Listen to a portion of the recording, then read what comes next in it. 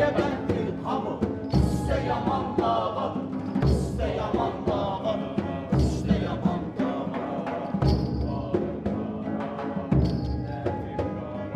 Buğdasına göz diken, kuşu cennet tadı. Nare çekir bülbülün, bağrı yanan torpağı, bağrı yanan torpağı.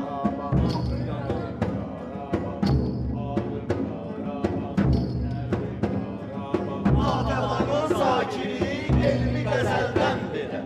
Çiğni çeşni xalçası, sirrini mildən verər. Sirrini mildən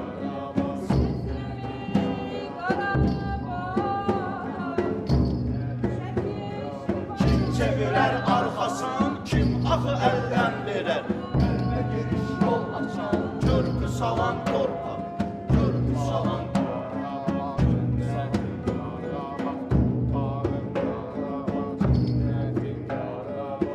çaparaq ərləri at da qoyar şübhəsiz. Asi olan hər kəsə od da qoyar şübhəsiz. Gəlsə əcnəbiləri mat da qoyar şübhəsiz. Sehr ilə, ofsun ilə, xan qızı, xan torpağı, xan qızı, xan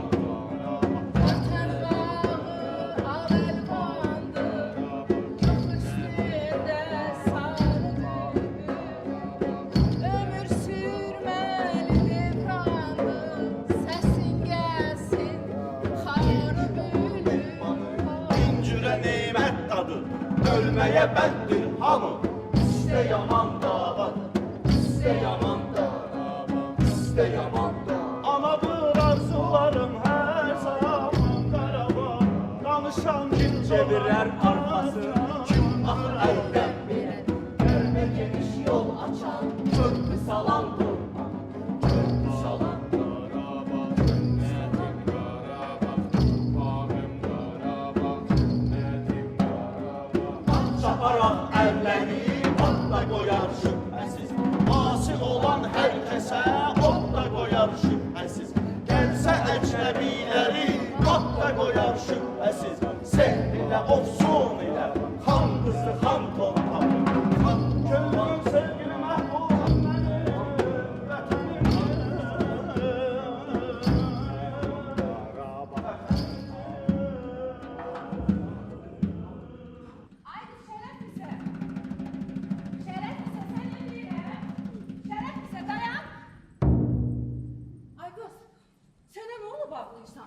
Allah'a şükür atan sağın anasa. Güzel göçek nişanın gözünün qabağında. Yemeğin bol, giymeğin bol. Daha ne ağlayırsan? Ağlamırdım ana, vallahi ağlamırdım. Allah'a şükür atam sağ, anam sağ. Ben niye ağlayayım ki? Ay bala, bəs niye demirsən ki nişanım da gözünün qabağında? Ay, nişanlım kimdi? Necə yəni nişanlım kimdir? Bəs əmin oğlu Şahbaz bəy kimin nişanlısıdır? Atan Allah qoysa 20 gündən sonra sizə bir toy eləyəcək. Tərifi tamam Qarabağda söylənəcək. Danay nanay nanay nanay nanay nanay nanay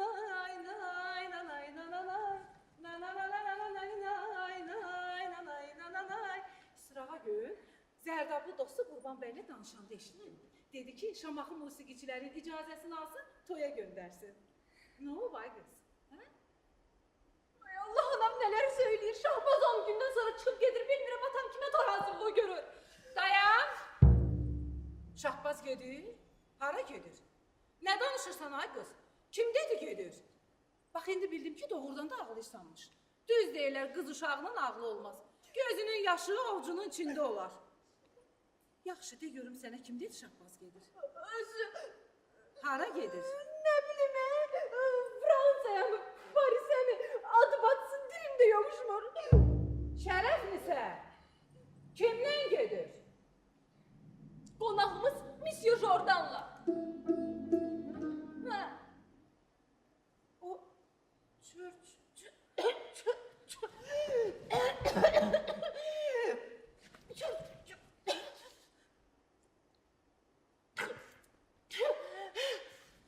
Şərəf nisə? O çörçöp döşürən filəklə nədən ötürü ay bala? Filəkdə ona nə alıb verəcək var? Parisdə ona nə ithaf? Ne bileyim, yapıl uşaktı.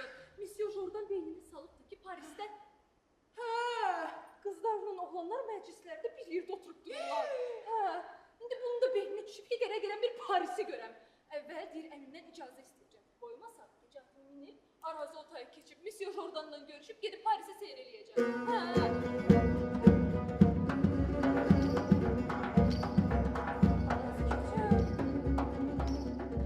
Atına minib gedəcək. Dedim kişi, Hatəm xanağa, bu uşaqların toyunu tez elə qutar. Mən şahbazdan qorxuram, gündə min xəyala düşür. Qulaq asmadı mənə, bax ağzını da belə oldu. Mən dedim, eşitmədi məni. Madam əmdost. Nə? Əmdostdur? Nə var? Xeyr ola? Şahbaz, eşidirəm Parisə, Fransaya gedirsən. Bu necə sözdür, hə? Gedəndən olar əmdostdur. Gedərəm də, qaydaram da. Şərəflisəyə də fransız qızları başını örtən yaylıqlarda alıb sövqat gətirirəm, hə? Fransız qızlarının başını örtdüyü yaylıqlar mənə lazım deyil. Get Parisdə onların başını ört ki, buradan onların havasına yerlərib uçursan. Yaxşı deyir. Aldığın yaylıqları ört firən qızının başına. Şərəflisəyə lazım deyil. Bura bax. Sən hələ bir də görüm, sən öz başınasan, hə? Ya sənin atan yerində bir böyüyün var? Əlbəttə var. Əmimdən icazə almamış gedə bilmərəm. Amma Monsieur Jordan öz əmimdən icazəmi alacaq.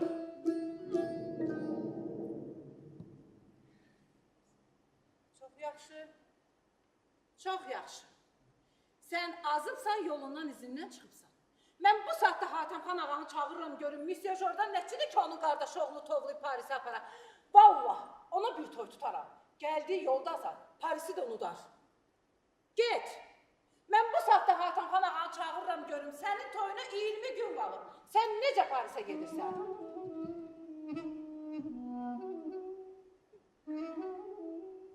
Nə? Əmdost, nə 20 gün? Mən uşağam, mən öz xahişimdən bu tezliyi deyə istəmirəm. Məyər məcburdur? Bəli, məcburdur. Sənin toyun hələ 2 il bundan əvvəl olmalıydı. Əgər şərəflisə çox uşaq olmasaydı. Sənin kimi cahil uşaqlar bala, subay qalmaqda tamam yaman yollara düşər. Oğurluğa, quldurluğa qoşanır. Dostu, adam açlığından, susuzluğundan oğurluğa, quldurluğa qoşanır. Bax, Allah şükür, bu mənim nəyim əskidir ki? Deyirəm axı, bəs görəsən hansı oğrular quldur olur, yol kəsir, hə? Get, sən yolunu, izini azıbsan. Hatəm xan ağayla Şəhrəbanu xanım ölüb ki, bir frəngi gəlib şahbazı toplayıb Parisə aparır. Ay qız, sən hara gedirsən? Keç görüm, bir görüm o frəngi nə deyib, şahbazı yoldan çıxarıb aparır, hə? Nə bilim, deyibdi ki, Parisdə qızlarla oğlanlar məclislərdə bir yerdə oturub dururlar. Bunu dedin də, şərəflisə. Başqa nə deyib? Başqa deyibdi ki, Parisdə qızlarla oğlanlar məclislərdə bir yerdə oturub deyib gülürlər. Ay baba, bunu eşitdim də, başqa təzə nə deyib? Başqa çox şey deyibdi, o birlər yadımda qalmadı, bütçə bu yadımda qaldı. Allahu Əkbər, şərəflisən. Axı mən necə gedim Hatəm xan ağaya deyim ki, sənin qardaşın oğlu Şahbaz bəy Qarabağda oturduğu yerdə Paris qızlarına gözü düşüb. Monsieur Jordana qoşulub gedir. 16 yaşında qızın şərəflisə xanım, hələ nə gələn var, nə gedən. Gözünün yaşı sel kimi axıdıb, yas qoydu. Ay Allah, arvad nələri danışır, ayağımın altından yer qaçdı, durum qaçım. Ay qız, şərəflisə, şərəflisə. Hay Allah, hay Allah. Hay Allah, bu firəngilər necə naşükür xalq olurmuş.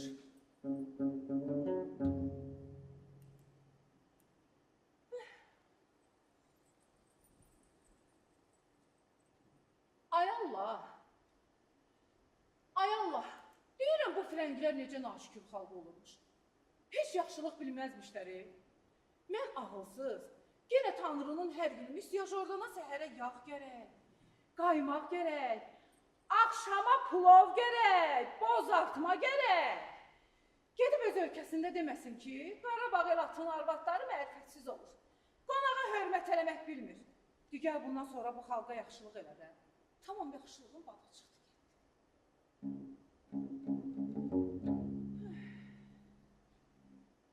Nə olub Şəhrəbanu? Nə olacaq?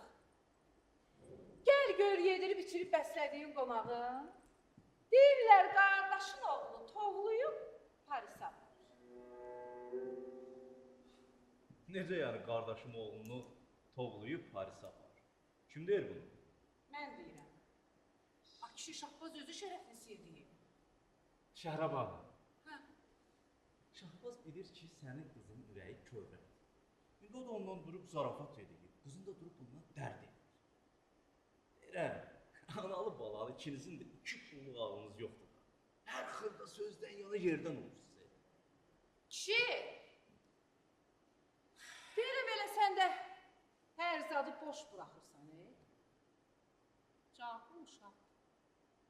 Bəlkə o frəngi bir para sözlər deyib, ağlını oğurlayır. Əmsi deyilsən, bir çağı soruş da. Dedin, ay baba, bu nə sözdür, nə işdir, nə məsələdir? Qan olmaz ki. Yaxşı. İndi sənin yanında çağıraram, soruşum görüm nə məsələdir. Hə. Yaxşı? Vəfsəlam ol, gedib soruşdum.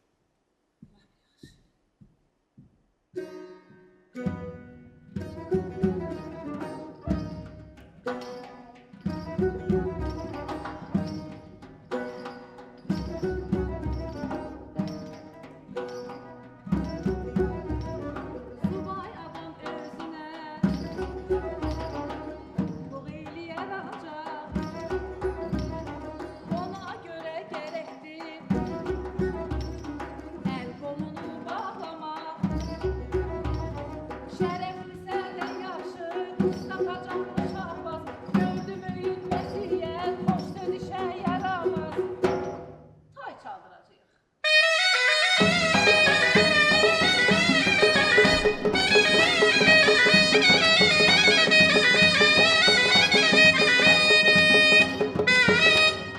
Kına yaxıb oynarıq, anca tutub oynarıq. Ömrümüzdə bir dəfə ama çatıb oynarıq. Krallar bəylər buyurub, xoş gülə yığırlar. Nəinki Qarabağa, Parisə səs yaylar. Toy çaldıracağıq.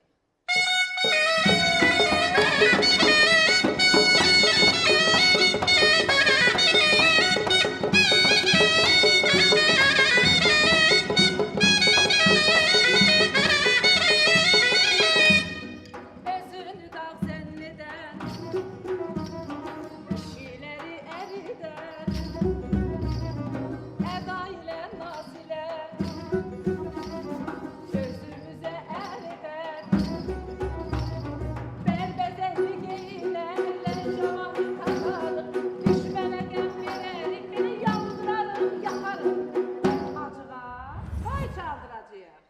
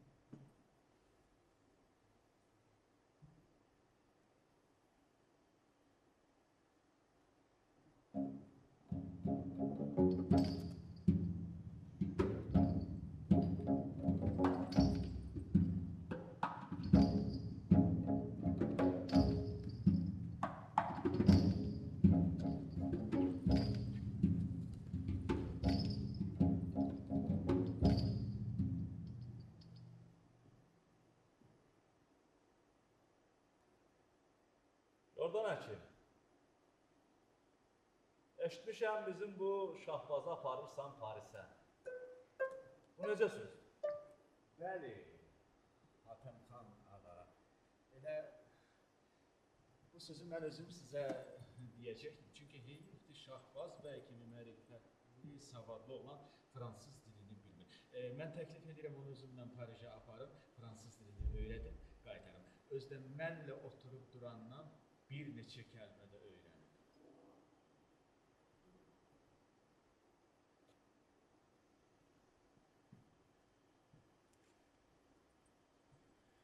Şahbaz, Bəli, əmi. babala, doğrudan gitmek istersen Paris'e. Bəli, əmi. Əgər sizin icazəniz olsa, Monsieur Jordanla gedərəm, sonra özüm qayıdıb gələrəm. Neden yana bala?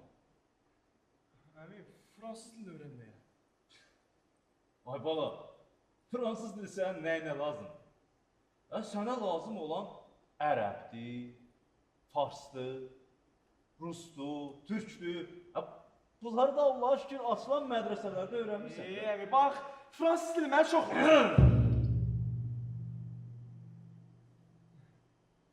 Keçən mənə ağ çıxarmaq üçün icazə almağa göndərmişdiniz, Tiflisə.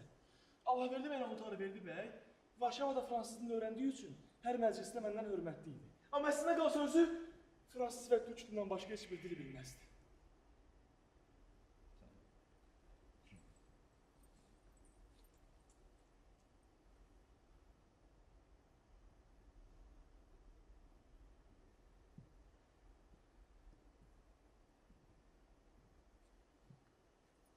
Babala, sən hələ uşaqsın. Ağlını yığ başına. Bir dil bilməklə sənin ağlın artan deyil. Nə qədər dil bilirsən, bilə bu zəmanə əhlinin adətindən xəbərdar ol ki, işini yoluna qoya biləsən də. Əmi elə zamanə həlim birisi də Paris xalqı. Bax elə sən sözlərin elə çıxır ki, onların adətlərindən xəbərdar olmaq lazım gəlir. Xəbərdar ol da bala. Qabağını kəsən. Əmi, əgər mən Parisə getməsəm, onların adətlərindən necə xəbərdar olacaq? Çox asan. Bax necə ki mən Monsieur Jordanı görməklə, eşitməklə bu adətlərdən xəbərdar. Halbuki bala, özüm də Qarabağdan başqa heç bir yerdə olmamışam. Əmi, vallah qanmıram ki, sən necə Parisə getmədən onların adətlərindən xəbərdarsan. Mən səni indi qandıram.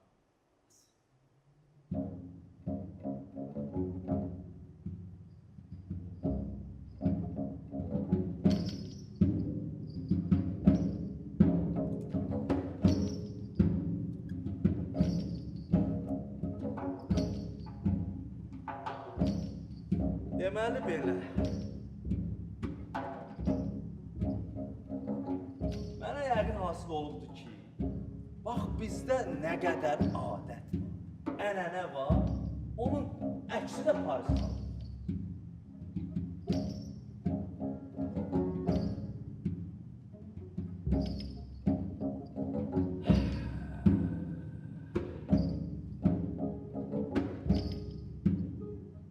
Könlünü xoş tutmaq əti, yurdu qoyub qürbət ilə, mədrəsələrdə dərs alıb, çatmamısan mı dörd dilə? Ax o Monsieur Jordan, gəl mənimlə söhbət elə.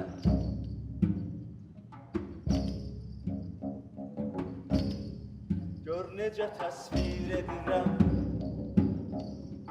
mən sənə şəhri Parisi, mən sənə şəhri Parisi.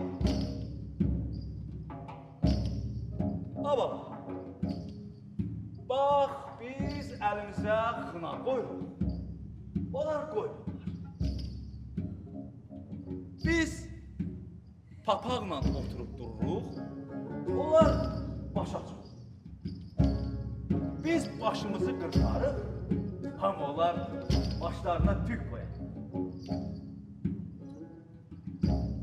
Bizdə xörəyi əlinə yiyər, amma bunlarda qaşıq.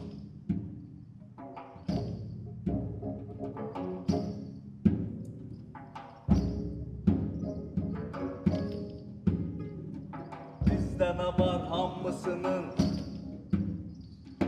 əksi Parisdə cəmli-cəm. Qızları yorpəydən uzaq, abır həyası kəmli-kəm.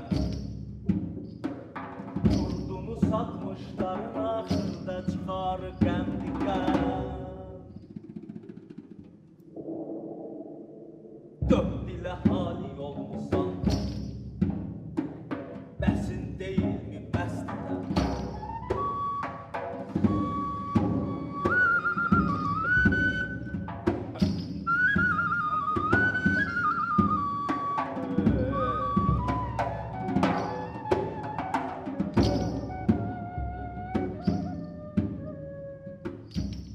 Abala, bax, bizim arvadlarımız gödək libas geyinir. Onların arvadları uzun libas geyinir. Bizdə bəxşiş almaq açıq aşkardır, amma bunlarda gizlidir. Hə?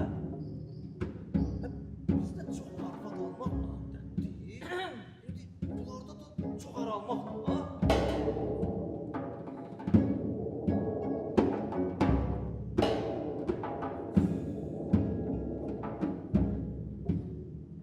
Səndəki ani yaldanış, boş bekara həvəslidə, ali yol arvad dilinə, cin kimidir şərəflisə.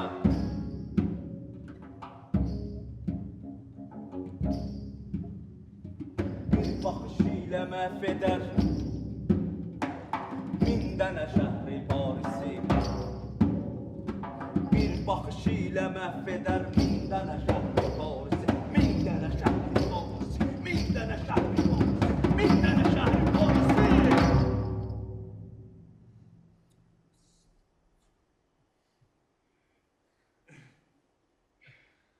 Əmi, vallah heç bir şey qalmadı mı? Nəyi qalmadı? Nəyi başa düşmədim? İndi çox arvad almaq o deməkdir ki, bala. İndi bir kişi bir arvad qane eləmir də. Çox ərdə almaq o deməkdir ki, bir arvadı bir kişi qane. Abala, bax o adətin birincisi bizdədir. İndi ikincisi də Paris xalqındadır. Bax, bunların hamısını Jordan həkim bu uzun qış gecəsində bircə mənə nağıl edirdi. Ona görə də sən gəl ağlını yığ başına, Parisə getmək niyyətindən əvvəl get. Hatəmxan ağa,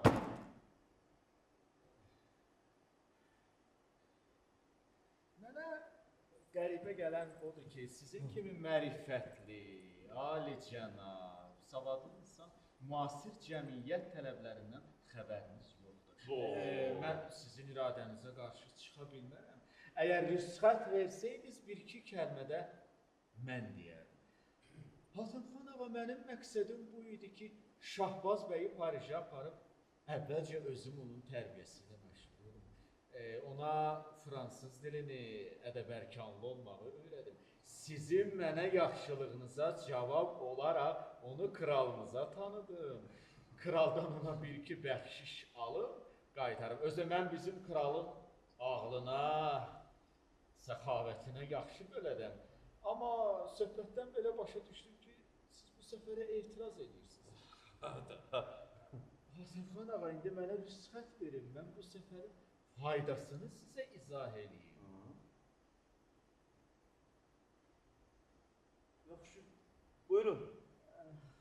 Hatəmxan ağa, mən Qarabağa gəlməsəydim, kim biləcəkdi ki, sizin Qarabağ torpaqlarında faydalı otlar bitir?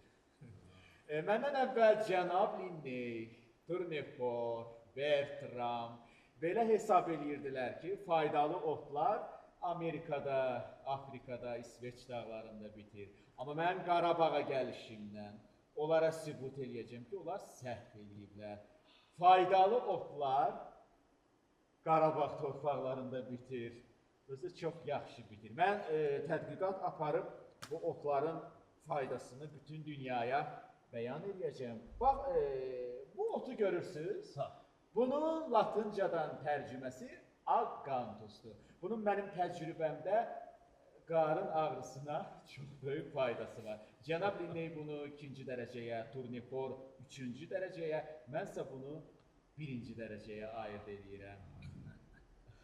Hatəmxan ağa, bu otun adı latıncadan tərcümədə Serastrum alpinumdur. Bunun da mənim təcrübəmdə göz ağrısına çox böyük faydası var. Cənab Linney bunu 7-ci dərəcəyə, Turnifor 6-cı dərəcəyə, mənsə bunu 10-cu dərəcəyə ayırd edirəm Hatəmxan ağa. Bu otun adı latıncadan tərcümədə Gamlina africanadır. Bunun da mənim təcrübəmdə diş ağrısına çox böyük faydası var. Cənab Linney bunu 5-ci dərəcəyə, Turnifor 3-cü dərəcəyə, mənsə bunu 8-ci dərəcəyə ayırd eləyirəm. Hatəmxan ağa, bu otun adı latıncadan tərcümədə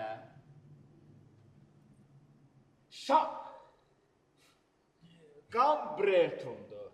Bunun mənim təcrübəmdə baş ağrısına, diş ağrısına çox böyük faydası var. Amma bu otu Avropada tanımırlar. İndi mən istəyirəm onu Avropada tanısınlar.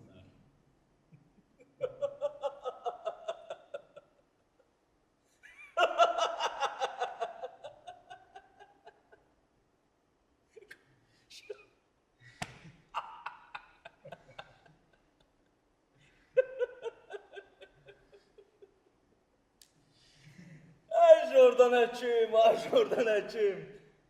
Nə bu? Linney kimdir, Turnifor kimdir? Bunlar niyə əziyyət çəkib otları bu dərəcəyə bölüblər, ha? İndi...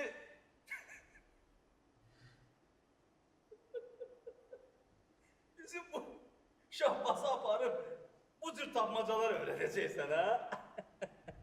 Yadına sal, Qarabağın o tayından, köhlən at belində bura gələn qonağımızın adını da unutdum. Əgər o bura gəlməsəydi, bu qədər var dövlətə necə sahib olacaqdı?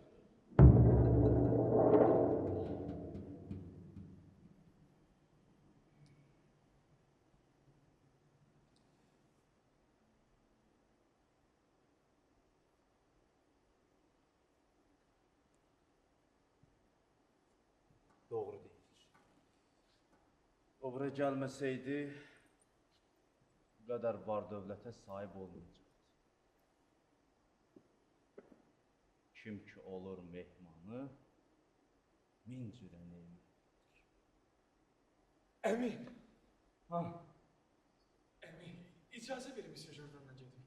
Bax mənim xoşbəxt olmağımı istəmirsiniz, ha? İstəmirsiniz? Heç vaxt belə fürsət ələ düşməz. Elə siz də bax elə hər ikiniz də bu səfərin faydalarını etiraf elədiniz.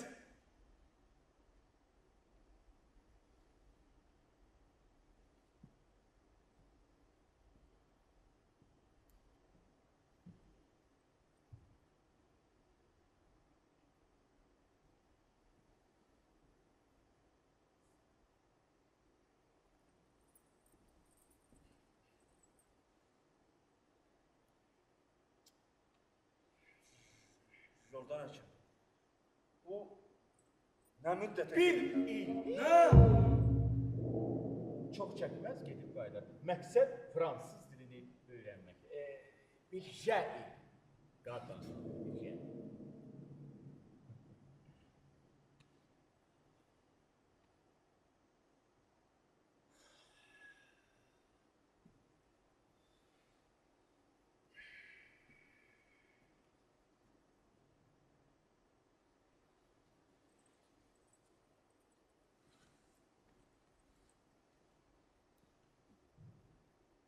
Şahrabam.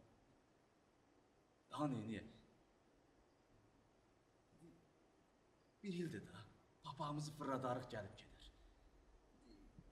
Uşaqdır, könlü istəyir getsin Parisi görsün. Orada biraz əylənsin, desin, gülsün. Öz aramızdır. Bu Monsieur Jordan da ədəbli, ərkanlı adamdır. Biraz orada ona savad öyrədər. Kraldan da bəxşiş alar. İlin tamamında da qayıdar gələr Qarabağa. Deyirəm o vaxta qədər də gəl biz bunu toy tədarükü görərək. Qayıdıb gələndən də sonra ona bir qəşəng toy çağırarıq, ha? Sən nə danışırsan? Sənin fikrin hardadır? İstəmirəm onun Parisə getməyin də, o kraldan mükafat almağın da. Bu sözlər tamam bəhanədir. Şahbaz istəyir getsin Parisə, o məclislərdə, yığıncaqlarda üzü açıq gəzən qız gəlindən desin gülsün, kəfələsin, vəssalam. Sən ala yaxşı gör. Nə yaxşı? Bacarırsan saxla da. Göydə uçan quşu saxlamaq olar, şahbaz saxlamaq olmaz. Oyan ben eləcəm hop min atın belinə, keçdi arazdan o yana. Həndə gəl bunun qabağıma al görüm nə tər alırsan. Bilmirsən, höccətin biridir. Mən ondan da höcətəm. Mən ondan da höcətəm. Qoymaram get. Əgər Şahbazı Parisə getməyə qoysam, adım dəyişir.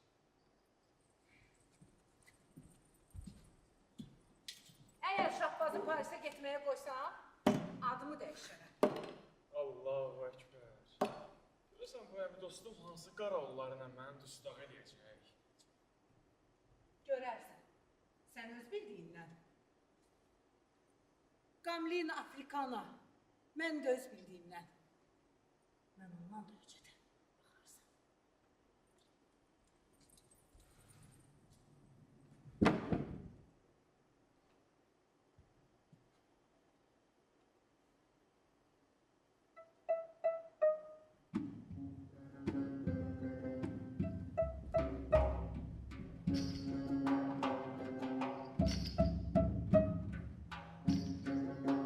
Arvatların işi xatadır.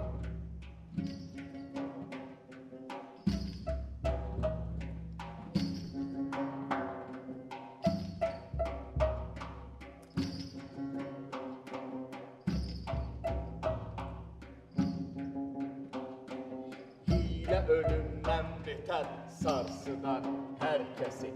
Var ölüme yol çıkan dilleri döngesi. Bir de görersen yıkar anmasın herkesin. Tez doluyar işleri tilsime tilsime. Düşme felek çerkine çerkine çerkine. Çerki döner tersine tersine tersine.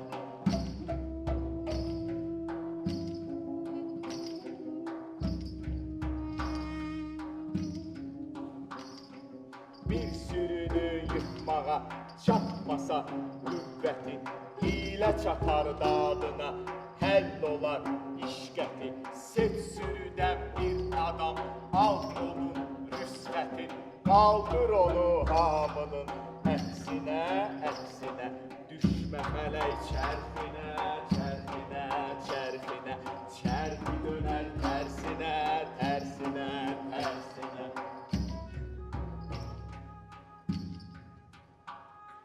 Bu dünyanın divləri yeməkdən doyanmaz.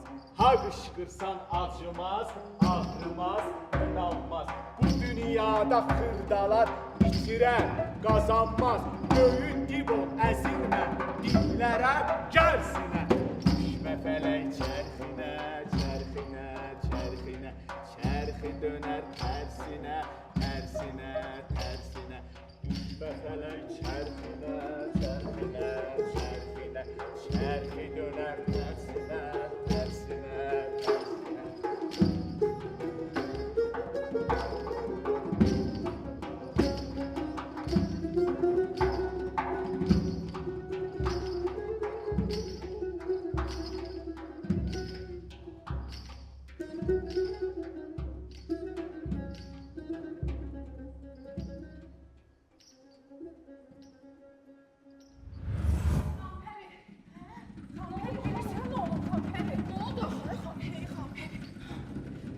Şahbaz gedir Parisə, Xanpəri. Xanım, bəs bayaq. Xanpəri, indi səni ondan ötürü çağırmışam. Əgər bir əlacın varsa elə. Hatimxan ağa özün bilirsən, çox yumuşaq adamdır. Əvvəl yaxşı danışdı, amma sonra Monsieur Jordan'ın Şahbazın bir para sözlərindən yerdən oldu. Xanpəri! Xanpəri, hara gedirsən? Xanpəri. Amma mən ya gərək öləm, ya Şahbazı qoymayım getsin Parisə. Allah! Allah! Allah götürərini, Şahbaz getsin Parisə kefələsin. 16 yaşında gül üzlü uşağım, ah cəzim, qan tükürsün. Saralım sapa dönsün,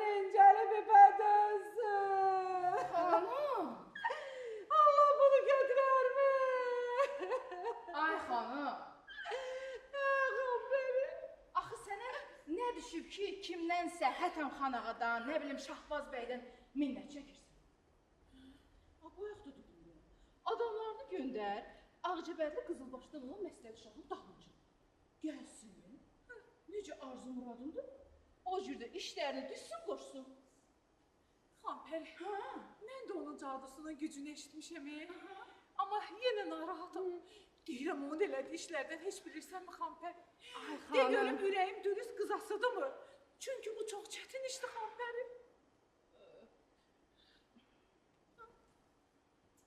Qız getdi bir. Ağcabədli Kərim Yuxanın arvadı Səlim halalca ərindən boşatdırıb, oynaşdı, qız quşu Ay qız!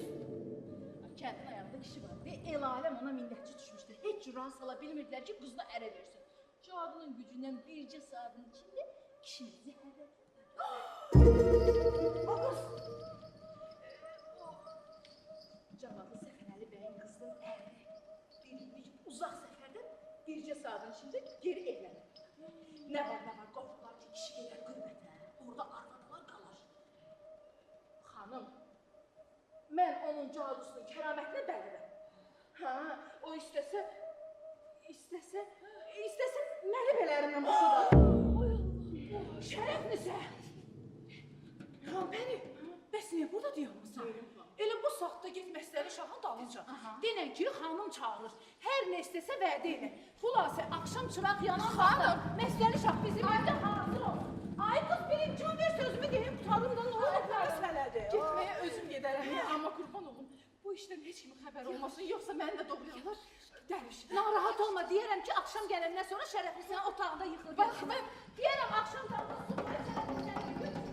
Ay Allah, ay Allah, şükür sən Kərəmin, ay Allah. Ay Allah, sənə qurban olaram. Ay Allah, sənə qurban olaram, biraz ürəyim dincəldi.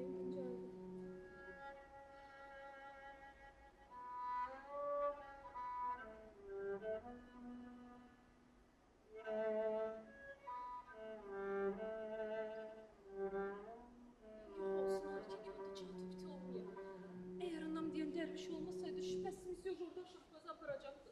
Günümü göğe eskiye bürüyecekti. Yaxşı ki.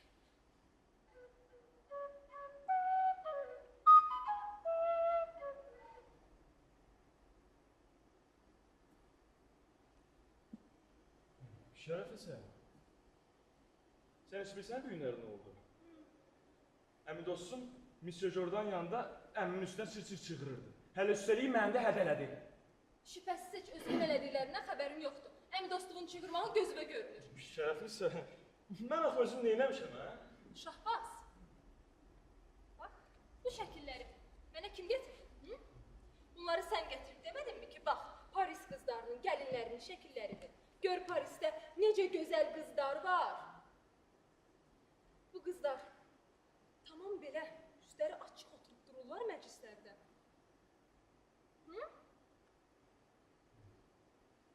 Hə ya yox. Yox, hə, yox. Elə mən utandığımdan əmi dostuna göstərməmişəm. Şərəfli sən nə uşaq-uşaq danışırsan? Şəkilləri Monsieur Jourdan kitabın içində idi. Monsieur Jourdan kitabı açıb vərəqləyəndə gözü bunlara sataşdı. Çıxarıb mənə verib dedi ki, apar daxılına göstər. Sonra deyərsən ki, bu il Parisin qızları bu geyimləri geyinirlər. Keçən il bir başqa geyinirdilər. Bax, gələn də bir başqa geyinəcəklər. İndi bax, bunun nəyi pislik, hə? O pislik elə, sən o qızların havasına yerlənib uçursan, istəyirsən gələcək Parisə. Ax, Şərəfli sən, bura danışırdın, məndən danışırsan.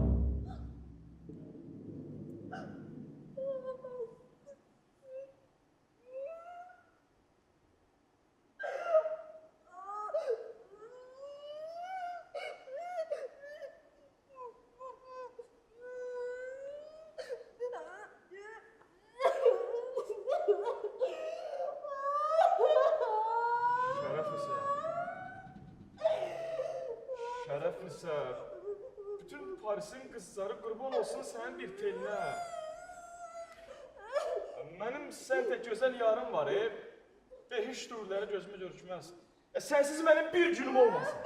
Sən Allah, bu bazıları bizə az gəl. Sənsiz mənim bir günüm olmasın deyən oğlan buradan Parisə getməz. Sən məni sevmirsən. Şərəflisə, sən doğrudan məndən belə bəlkə olmuşsan? Bax, mənim ürəyimə bir ox vursaydın, bundan yaxşı idi ki, Sən bu sözləri nə üzümə dedin? Bax elə sən bir soruşur, mən Parisə niyə gedirəm? Soruş da. Nəyimə lazımdır soruş. Səbəbini elə özüm çox yaxşı bilirəm. Səbəbi bax elə o şəkillərdir. Vallahi yox, səbəbi onlar deyil, sən bilmirsən. Nədir? Səbəbi odur ki, Nədir? bax mənim dostlarımın hamısı mərifət izzət sahib olub. O xoşbəxtlikdə bunlar. Amma bax mən nə qalmışam bu qamışlıqda. Atsız sansız. Əvvəla bu yalandır. Kim bizlərdən mərifətlə, qulluqla xoşbəxt olubdu? O gördüyün xoşbəxtlərdə tamam özgə yolla bəxt yetişiblər. İkincisi də ki, əgər qulluq eləmək istərsən, get Tiflisə, orada qulluq elə. Sonra əgər istəsən, gedərsən başqa şəhərlərə ki, əl çatsın, ün çatsın. Amma Parisə bizlərdən nə gələn var, nə gələn var. Bax, düz deyirsən, amma gərək adamın hər işdə bir vasitəsi olsun da. Bax, məni Tiflisdə, başqa şəhərlərdə tanıyan yoxdur. Kim mənə vasitə olub məni qulluğa qoyduracaq? Amma bax, bu Monsieur Jordan elə yaxşı adamdır ki. Çox. Bax, məni də sevir. Bax, ocağımızı da tanıyır. Bax, şəhərimizə. Monsieur Jordan məni Parisə aparıb. Fransızını öyrədəcək. Mənə fransızını öyrədəndən sonra məni kralla tanışdıracaq. Bax, məni kralla tanışdırandan sonra bax, mənim hər yerdə adım, sanım, hörmətim, izzətim olacaq. Bu sözlər hamısı fənni feildir. Məni aldatmaq üçün bəhanədir. Özdə nə sözü ki deyirsən, sənin kimi ağıllı, kamallı oğlan Tiflisdə qulluq tapmaz.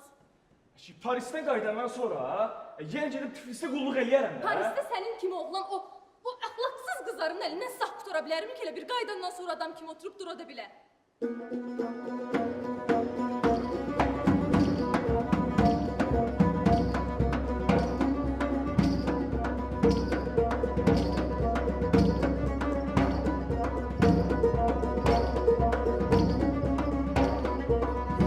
Bir ay güldürdüm,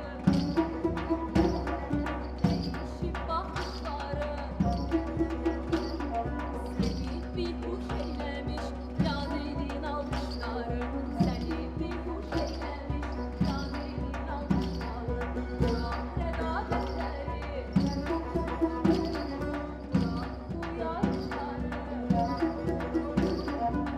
Sözün her şeyi değişen geçişti bu. Hardan çıktı bu sevda, neden gelişti bu?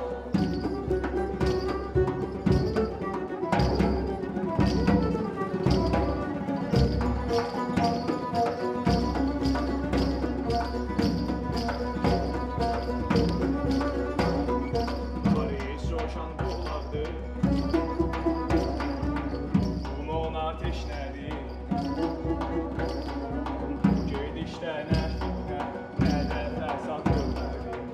Gedişdə nə fitnə, nə də fəsad görmədi. Həkimini çağırır, dizimə gəlib Paris. Uçağı açıb çağırır, üzümə gülür Paris. Uçağı açıb çağırır, üzümə gülür Paris.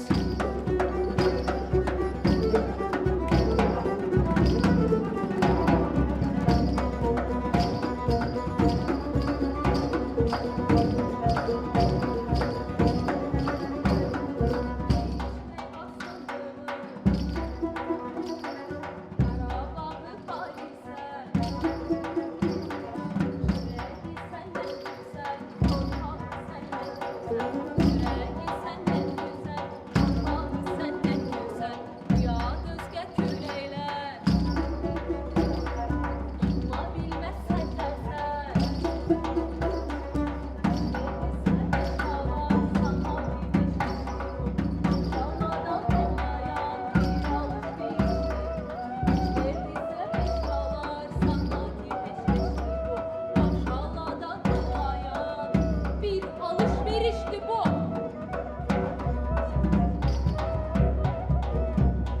Heç vaxt sen Paris'e gelebilmezsen. Allah gitsen ölür.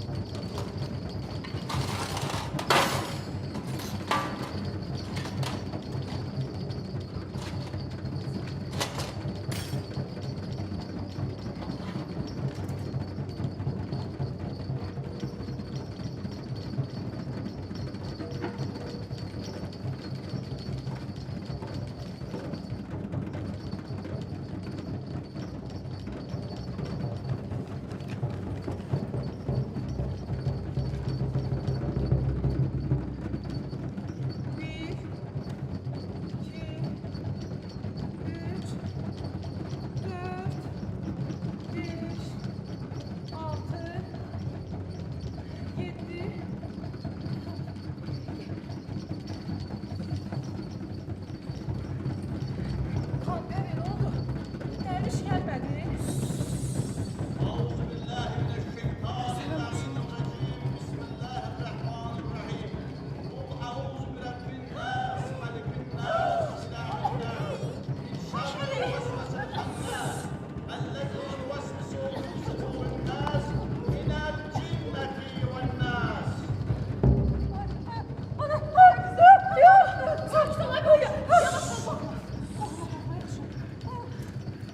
Salam aleyküm.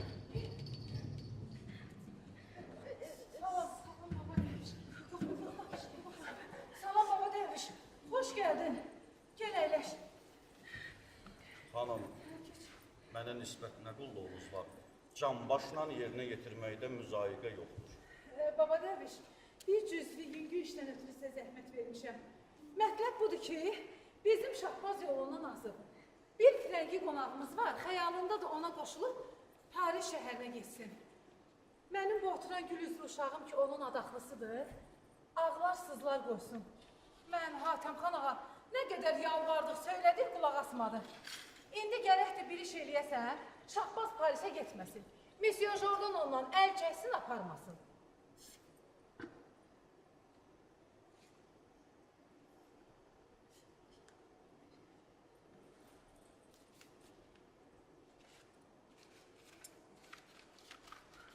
Xanım, bu cüzvi yüngül iş deyil.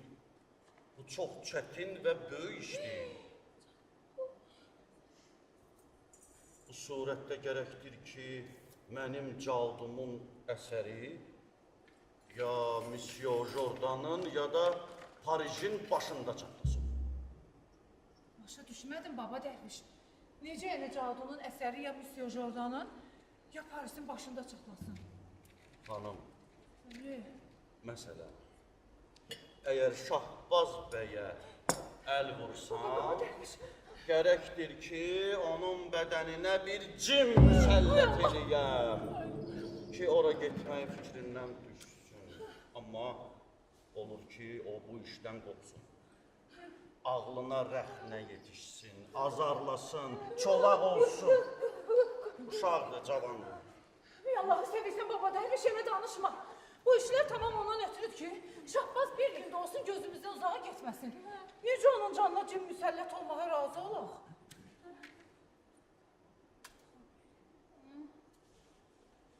Hanım, onda gərəkdir ki, mən divlərə, ifritələrə hökm eləyim ki, Pariji xarab eləsinlər.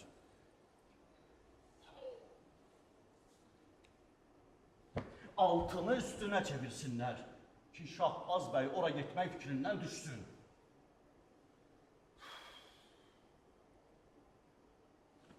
Yayın ki, Mars planetinə hökm eləyim ki, Monsieur Jordanın boynunu vursun. Ta ki, Şahbaz bəy ondan xilas olsun. Hanım, bu işin bundan başqa çarəsi yoxdur. Hanım, baba derviş, bu necə mümkün şeydir? Belə iş eləmək olar mı? Hanım, bu mənim işimdir. Nə şübhə yeridir. Məyər eşitməmisiniz ki, bir neçə şəyatı ilə əmr eləmişəm ki, həmişə şişə qalasında, üsuli və şeyxi mollaların arasında fitnə və fəsad salıb heç vaxt onları dinc qoymasınlar. Ondan ötürü ki, onlar minbərə çıxıb aşqara xalqa vəz eləyirlərmiş ki, cadu könə və sairəyə inanmayın. Aya, mən deyiləmmi ki, dil canaqlı ifritin ruhunu ki, şeytanətdə və məzəllətdə pərdəsirdir. Ağa Vəli Əlqulu oğlumu bədəninə müntəqil eləyib, Səlyan xalqının canını müsəllət eləmişəm ki, gecə-gündüz onun qoxusundan evlərində rahat yata bilməzlər. Hələ Səlyan xalqını az eləmişəm. Ondan ötürü ki, onlar bildirməni Səlyana qoymayıb qovdular ki, bura Darül Möminindir. Sən dərviş və cadükünsən, bura ayaq basma. Xanım, hansı işlərimi söyləyim? Bunlar mənim bu yaxın zamanda elədiyim işlərin əlamətləridir. 11 il bundan ileri Araz qırağına gəlmişdim. İstəyirdim ki, Naxçıvan və Şərur mahallarının qabağından keçim, İrəvana gedim. Hər iki mahalın xalqı mənə mani oldular. Dedilər, qoymarıq səni bu torpağa keçəsən. Ondan ötürü ki, əlində təskirən yoxdur. Naməlum təskirəsiz adamlara o yana keçmək qətiyyən qadağandır. Abicudur ki, əlləm-qəlləmlər özləri gecə-gündüz təskirəsiz adamlara o yan bu yana keçirib bələd olurlardı. Nə qədər yalvardım, yaxardım, olmadı. Aşağı getdim, olmadı. Yuxarı getdim, olmadı. Axırda acığım tutdu. İflərə, ifritələrə hökm elədim ki, tamam Naxçıvan, Şərur, Ordubad yox. Şərur mahallarının damlarını yerlərindən qaldırıb, yerlə yeksan elədilər. Zərbindən də Ağrı dağının bir tərəfi qopub tökülüb, Akur kəndini batırdı. Xülasə, Murova desəm yerindən qop, qopmaz mı? Araza desəm axma, axar mı? Allah dərdini əsirgən. Xanım, gecə keçir, durmaq vaxtı deyil. İndi mənə deyin görüm, Monsieur Jordan ha vaxt gedəcək? 10 gündən sonra baba dərviş. 10 gündən sonra. Hə. İndi mən bu saatda burada Parijin heykəlini bərpa eləyib onu pozacam. Və divlərə, ifritələrə hökm eləyəcəyəm ki, tamam, dəqiqə Pariji xarab eləsinlər. Və 10 günə də xəbərini Monsieur Jordana çatdırsınlar. Ya da bir xoruzu qabağıma tutub adını qoyacam Monsieur Jordan. Bu dəqiqə onun boynunu vurub Mars planetinə hökm eləyəcəyəm ki, o da həqiqətdə 10 günə dək Monsieur Jordanın boynunu vursun. Ta ki Şahbaz bəy ondan xilas olsun. Xanım, indi buyurun görüm. Buyurun görüm Monsieur Jordanın boynunun vurulmağını istəyirsiniz, ya Parijin xarab olmağını. Tez eləyin. Baba dərviş. Onlara yazımız gələsək. Arvad, sənin ürəyin daşı nədir? Bir çare Parijdə bizə neyləyib onların evlərini, imarətlərini başlarına yıxaq. Baba dərviş, bizim bu qalmaqalı salan o çör-çöp döşürən Monsieur Jordandır. Hər nə bilirsən onu elə. Burada xoruzun boynu vur. Məğrub planetinə də, Mars planetinə də əmr elə ki, o da Monsieur Jordanın arazdan keçəndən sonra boynu vursun. Şahbaz yalqız qalsın, qayıtsın, gəlsin. Bir təqsirli adamın ölməyi çox yaxşıdır. Min günahsız xalqın qırılmağını Canım öyle deme, Monsieur Jordan yazıldı. Çok yaxşı adamdır. Yazı her gün qəribə güllərdən, çiçəklərdən yiyib, Şahbaz bəylə mənə göndərirdi ki, apar verə daxına.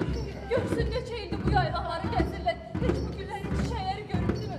Və mənə bir gün ki, balıq deyibdi ki, Parisin əcəyibat balında bir də yeni dünya güllərinin surəti də olsun. Canım, mən özümü öldürərəm, qoymaram Monsieur Jordan boynu vurulsun. Paris'e, bize de eğer kızlar orduysa açık gezmeseydiler, Şahbaz ekranlara gitmezdi. Paris dağılsın, kız gelinde kırılsın.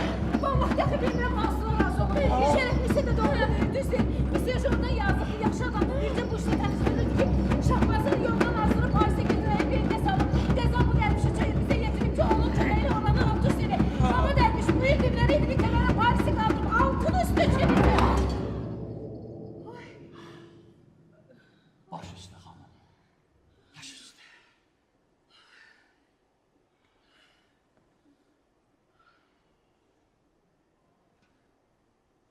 Qəmbər xala, çıx çölə, mənim şagirdim Qul Əməliyə de ki, tez xurucunu atın üstündən alsın, gətirsin, gəlsin. Xanım, indi ağayla Şahbaz bəy hardadılar? O biri damda. İlxıdan qayıdıb yatırlar. İndi və sonra heç kəs bu işdən xəbərdar olmamalıdır. İlla cadu heç əsər bağışlamaz. Bu işdən xatircəm ol baba dərviş.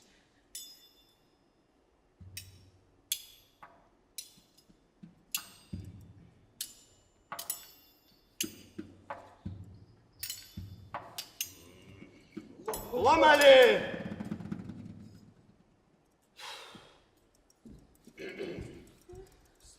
Aleyküm salam. Xurucunu yerə qoy, ağzının bağını aç, içində və üstündə işgal çəkilmiş taxta parlarını çıxart. Xurucunu yerə qoy.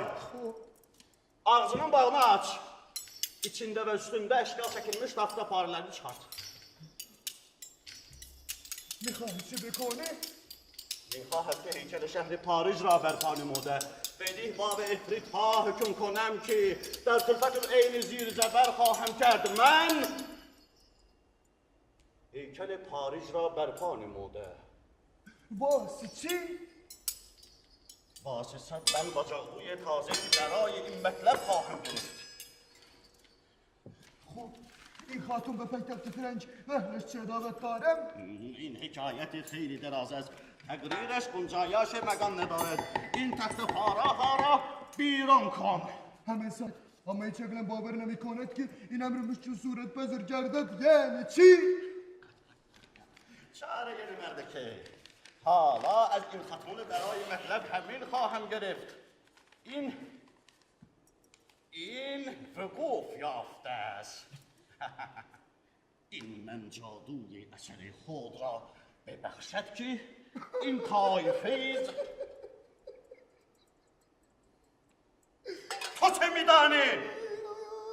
بلکه این مدت به شناهای وقوف یافته است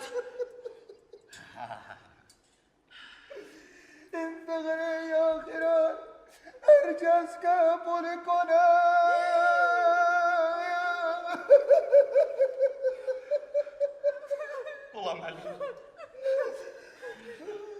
Ulan Melih, این خیال خام نیست بس فقره سابقه اغلب قبول میکنن آردون جرشت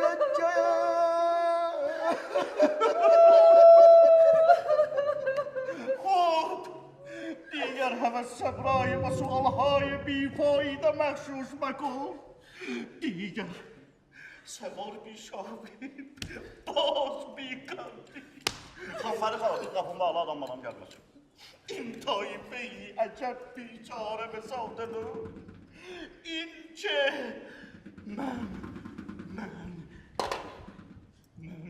در قرباغ من در قرباغ نشسته باریز را در طرفت العین شیر زبر کرد مثل زردان را میتواند کرد Allah Baba derviş ne danışırsan?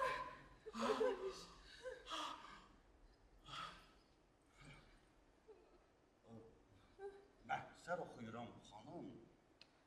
Məhsər oxuyuram ki, işimiz avand olsun. Divlər, ifritələr xəbərdar olsunlar ki, mən nə fikirdəyəm. Xanım, bu Paris şəhrinin dairəsi. Bu da Parisin imarətlərinin və evlərinin şəkli. İndi buyurursunuzmu? Paris'i kun ve yakun ettirin. Altını üstüne çevirin. Hə baba derviş. Dəxi neyniyək? Allah səbəbkarın bəlasını versin. Biçare Parislər bizə bir zad eləməyib. Bunun babalı olsun onların qızlarının gəlinlərinin boynuna ki, məclislərdə yığılacaqlarda oğlanlarla kişilərlə bir yerdə üzü açıq oturub söhbətə və ixtilata məşğul olub, xalqı asırıb yoldan çıxarıb. Baba derviş, işinə məşğul.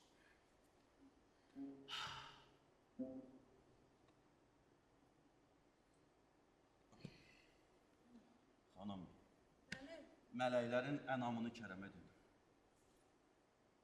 Baba derviş, mələklərə ənam nə gerək? Xanım, mənim divlərim bəyəm İran sərbazıdır ki, havayı qulluq eləyələr. Mən bəyəm Hacı Mirzə ağasıydım ki, onlara heç zad verməyəm, ancaq söyəm qorxudam. Mağlamani Əli Şahim, əz təmair zəmani agahim. Nə məvacibi, nə kirəvü, nə əlik. Nokari qurbətən ələllah, ələllah. Baba derviş, meğer Hacı Mirzə ağası sərbazlara heç zad vermirdi. Elə söyüb qorxudurdu. Xanım, Bəli. mən bir dəfə öz gözümlə Tehranda gördüm ki, Hacı Mirzə ağası dayanıb topxana meydanında mirvarid topuna baxırdı. Birdən 700 sərbaz onun dövrəstə çevriyib başladılar məvacib istəməyə. Aman dəqiqə, Hacı Mirzə ağası əyilib başmağının bir tayını çıxarıb, əlinə alıb, 5000 yamanla alıcı quş kimi cumuldu onların üstünə. Sərbazlar kəkli sürüsü kimi onun qabağından qaçdılar. Hacı Mirzə ağası gəldi topun yanına, üzün huzurda tutan xanlara tutub söylədi. Həzərat, gördünüz, belə qorxaq qoşumla bilmirəm Heratı necə alacam. Yaxşı ki, mən hələ onların üstünə qılınclar çəkilmədim. Onda bilmirəm onun qorxaqlığı harada dayanacaqdı. Amma onu yalqız onların qorxaqlığına həml eləmək olmaz. Mənim İslamane şücaətimdən təsir ediləndir ki, birdən onlara həmlə elədim. Onlar belə ürküb dağıldılar. Sərkərdənin cürətində çox sir var idi. İndi xanım, güman eləməyin ki, mən divlərimi quru nağılla bəsləyirəm. Bəlkə belə işlərdən ötürü mən gərək onlara ziyafət verəm. Onları oxşuyam, oynadam, şihab-ı saqib düşüb onları qırana dək. Ay Allah.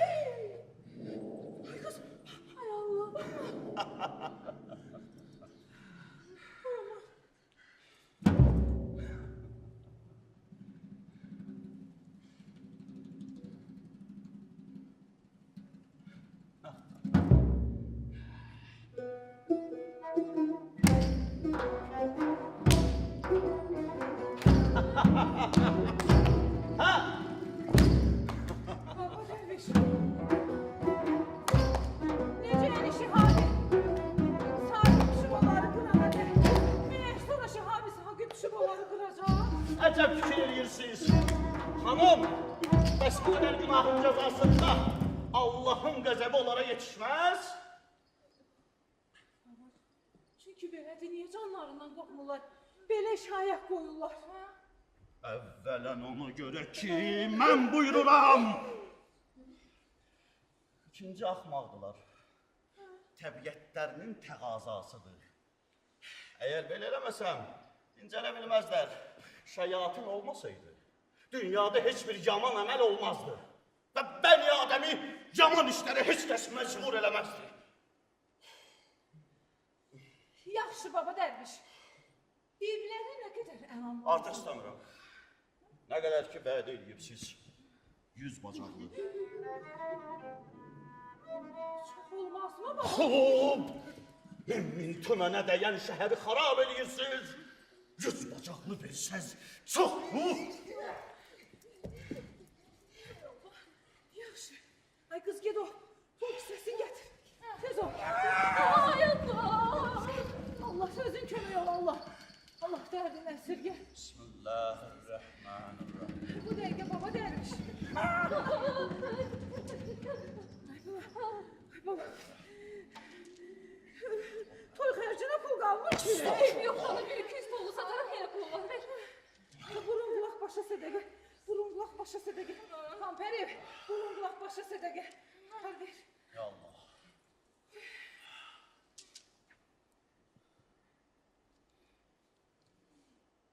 Ulan Əli.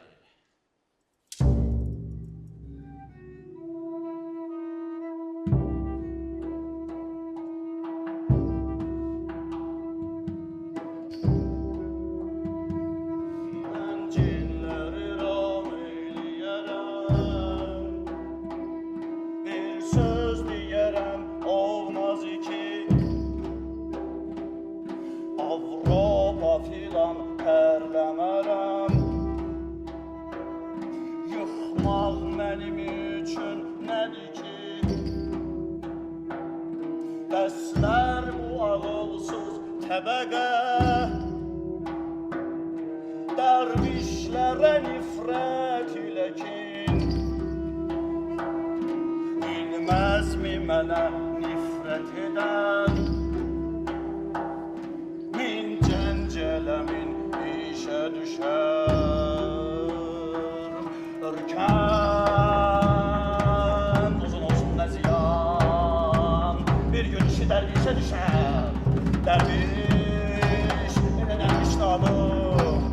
Gələcək hamı təşvişə düşər.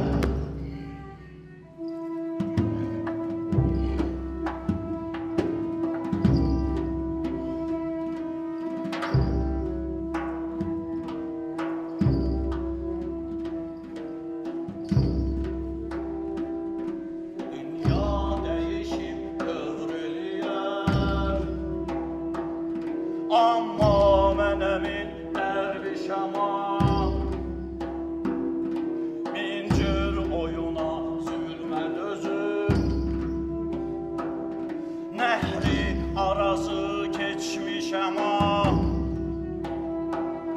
Bu torpağa cənnət dedilər və gəl dedilər, gəlmişəm. Hər zülmə dözən bəndələrə cənnətdə də keyf nəşə düşər. Ölkəm uzun olsun da ziyan, bir gün işi dərvişə düşər.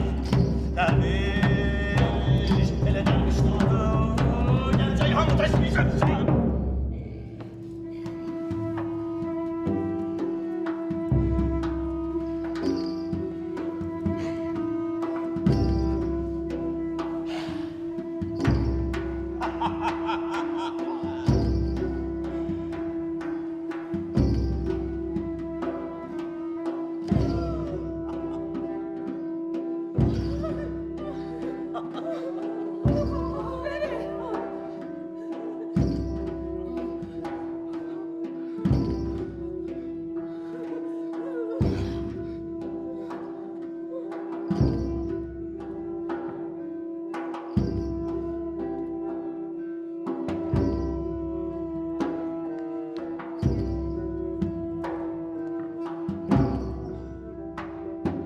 Dünyanı vurub bir-birinə,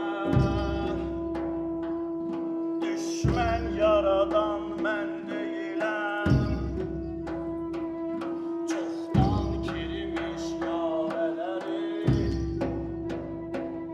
təzdən qanadan mən deyiləm. Cindən də betər cindi olar, nisbət eləsək cin deyiləm. Bəs hansı səbəb ismim axı, axırda dilə işə düşər. Ölkəm uzun olsun da ziyan, bir gün işi dərvişə düşər. Dərviş, elə dərviş durdu, gələcək hamı təşvişə düşər.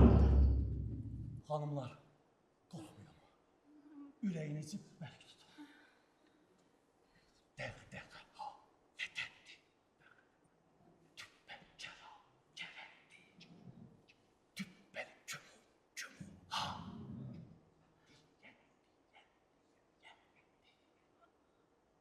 Dəğdəğə ha fətəndi, tübbən kəra, gərəndi, tübbən kümu, kümu ha. Yendi, yendi, yendi, dəğdəğə ha fətəndi, tübbel kara karendi, tübbel kumu kumu ha. Yendi, yendi, yendi, dəğdəğə ha fətəndi, tübbel kara karendi, tübbel kumu kumu ha. Yendi, yendi, yendi, dəğdəğə ha fətəndi, tübbel kara karendi, tübbel kumu kumu ha. Yendi, yendi, yendi, dəğdəğə ha fətəndi, tübbel kara karendi, tübbel kumu kumu ha. Yendi, yendi, yendi, yendi, yendi, yendi, yendi, yendi, yendi, ya beni ha.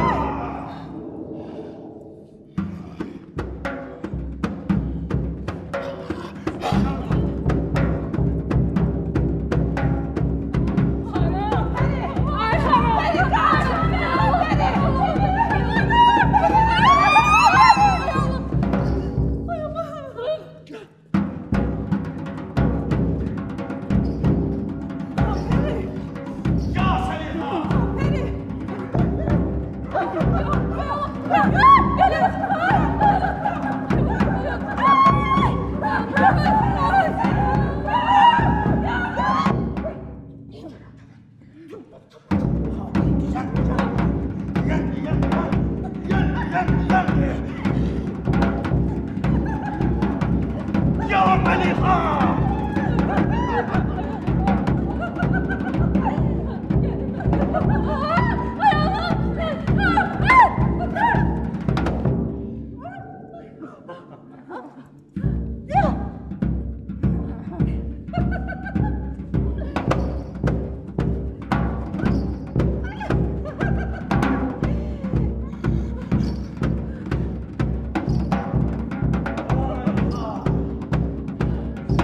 Seliha! Ya Beliha! Kaldırın Paris şehrini! Vurun yere!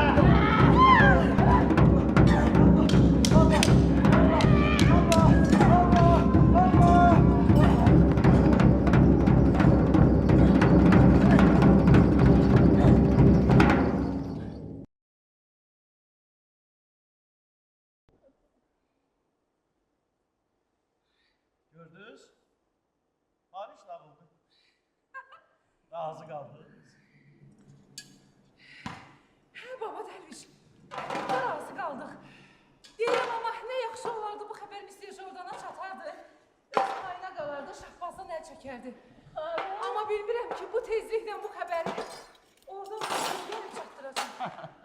Hanım, Bəli. bir göz kırpımında buradan Paris'i dağıdan insan 5 gündən 10 günə dək, 15 gündən 20 günə dək, 20 gündən 30 günə dək onun xəbərini Monsieur Jordana çatdıra bilməz. Nə xəyal eləyirsiniz? Baba dərviş. Amma deyirəm nə yaxşı olardı elə indi çatardı. Mr. Jordan başımızdan olardı da.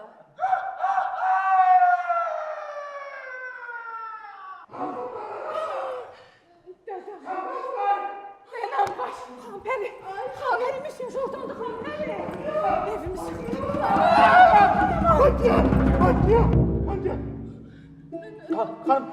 Hanım Şahbaz Bey, hanım Hatem Kan'a. Mondiyo.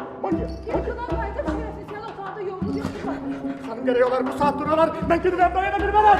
Hey sana güzel paytaht, güzel sattılar. Mondiyo. Ne oldu? Ne oldu? Paris yakıldı. Fransa bedbaht oldu. Mondiyo. Allah sənə şükür. Yani Allah dərviş. Güzel paytaht, bir güzel sattılar. Bir güzel konuda yeni insan oldu. Mondiyo. Kimi sahib? Nə danışırsınız? Necə yəni dağıldı bu? Nə deməkdir bu, hə? Necə dağıldı? Güzel paytaht, güzel saltanat. Bir göz kırpımında yerine yıksam oldu. Hiç bilmirəm bu necə sehirdi. Bu necə cadudur. Kimi sahib? Mənim sehirlə şəhər dağılar. Elbette sehirdi. Laf mat kalmalı işti. Güzel paytaht, güzel saltanat. Bir göz kırpımında yerine yıksam oldu. Mondiyo. Adam bana. Şahbaz Bey, tez. Ben giderem dayanabilirim. Özünüzde at hazırlayın. Beni yola salın. Mondiyo.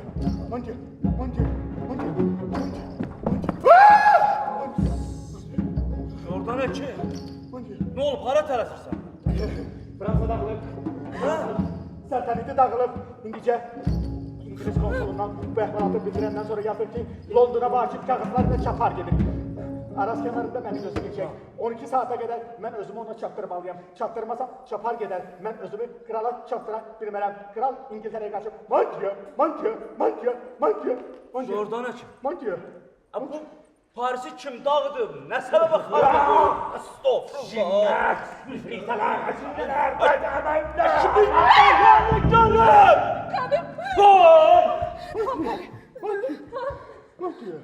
Mondiyo.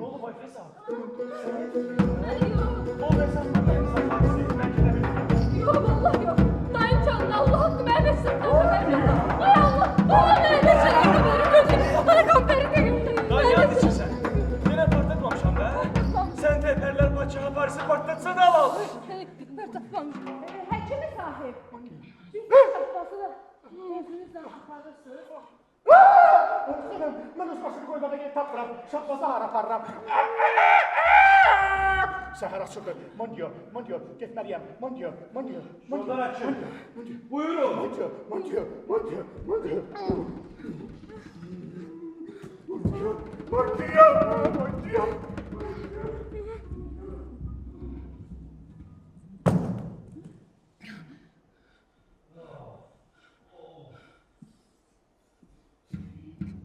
Abala. Gel. Elə görə bu necə məsələdir?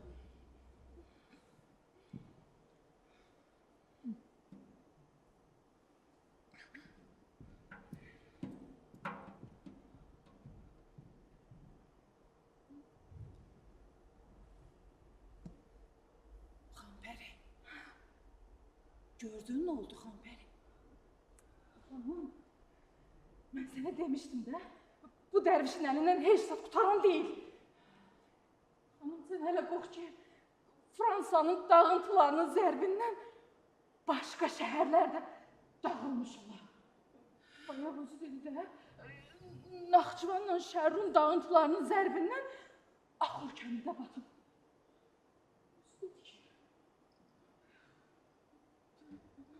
Xanpəri.